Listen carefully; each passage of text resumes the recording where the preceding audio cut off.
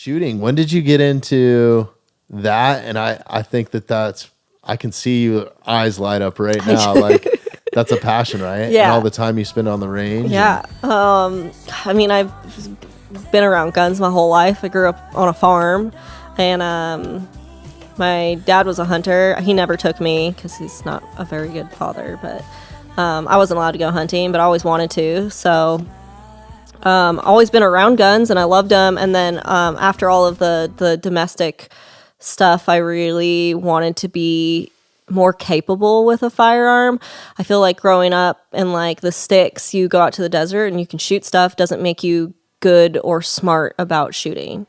And I wanted to actually be like good at it. So when I moved to 2017, I moved to Nevada. And I had been wanting to get into competition shooting just because I saw it and I thought it looked really fun. And I met some people like really randomly, honestly. I was at like a pool party with another tattooer friend. And this girl was like randomly talking about shooting competitions. And I was like, I want to do that. And she's like, oh yeah, we like go out and practice if you want to come. And I was like, yes. And she's like, tomorrow. I'm like, yes. And I met a bunch of these guys who lived in Las Vegas who some of them are like some of the like tactical best pistol type stuff? It's not tactical. So like shooting, like the shooting competitions I do, it's USPSA is the main corporation that I'll do these matches, and I wouldn't say tactical because like you're not tactical, like you're not wearing vests, you're it's a kind of sport. More like a move and shoot. It's sport, it's a right? sport. So you're moving and shooting, doing like paper and steel targets. Like the tactical games aren't tactical. I guess they're wearing vests.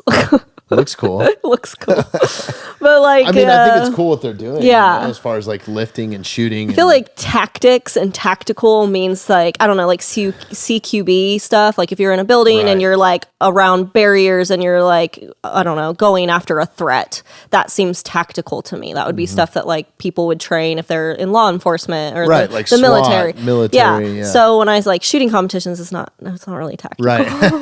It's a sport. It definitely like it has across the board, everyone I've ever talked to, it makes you a better shooter, whether you're in law enforcement or not. It's not equal. There's definitely differences. No one's shooting back at you. Lots of, internet people like to say that. Like, oh, I'll try to get someone I'm like, it's a sport, man. Like, but, oh, like those guys picking you apart. Oh, yeah. Sometimes people get like, oh, what if someone was shooting back at you? And I'm like, I wouldn't be out in the open. Like, like, I don't know what to tell you. It's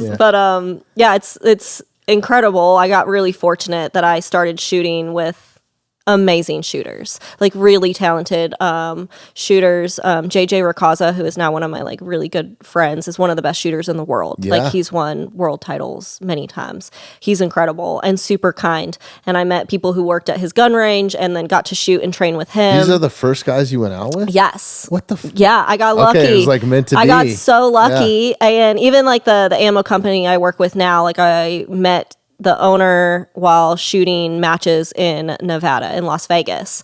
There's a lot of really good shooters out there, honestly. Same as like Arizona and Phoenix. There's so many good, talented shooters. But yeah, I got lucky right off the bat. But also, they were like willing to help, and I was willing to learn. Like the first time I went shooting with them, I had like a little tiny Smith & Wesson like M&P, which is a subcompact. Just like, I hate that gun. It's like little concealed carry sub. I couldn't hit anything. Like we were like 10, 15 yards from little tiny steel targets, and I'm missing, shooting like crap. And I was like, well, I hate this feeling. Right. Like I thought I was going to be better. That's horrible, just right? Dog shit. Like I think back. That's how I feel about all handguns right now, because I'm great. I'm more accurate. I say this all the time, but I'm more accurate with my bow. Oh, yeah. Just because I put in the time with it. That's right? all it is. Like, I'm shooting at least 20 arrows a day, minimum. I was good with a rifle. Like I had shot rifles and shotguns, and rifles are so easy to handguns aim. Are hard. They're hard. And I was like, well, I want to be better. So I was like, okay, if you guys are willing to teach me, like I'll come learn. And they offered, like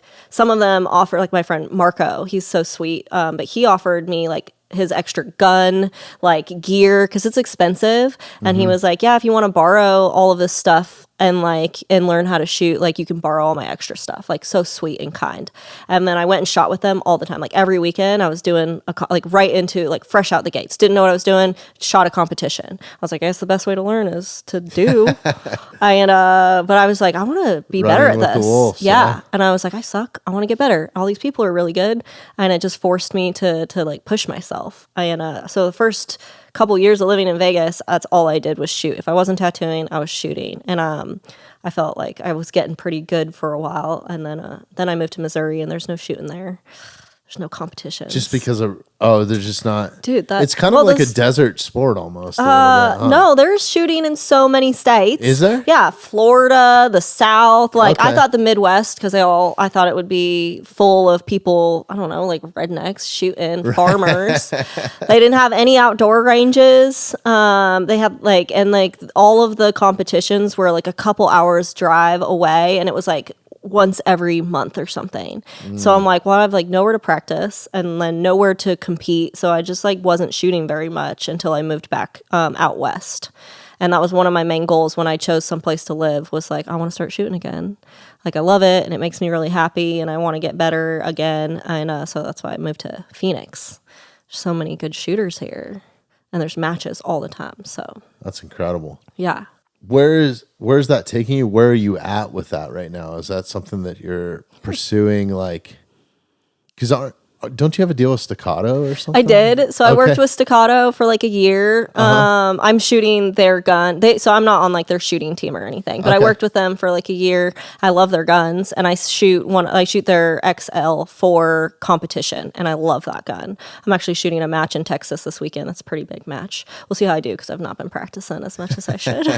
But do you dry fire? Yeah, I dry fire. I want to dive into this a little bit more. Yeah. So like, are you able to dry fire in here or like at home? Yeah, or dry fire all the time. Okay. Yeah. I try to be more, I'm trying lately too to be more consistent about dry firing because it's honestly way more beneficial than even like than shooting live rounds. Like, there's a lot of people that say that. When we were at that course recently, we were talking about that. We were talking about dry firing, and shared like an anecdote about someone I had met who for a year, he did not shoot live rounds and dry fired like every day and went and shot like a big match and like smoked everyone.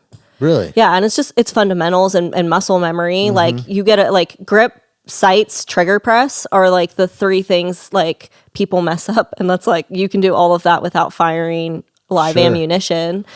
And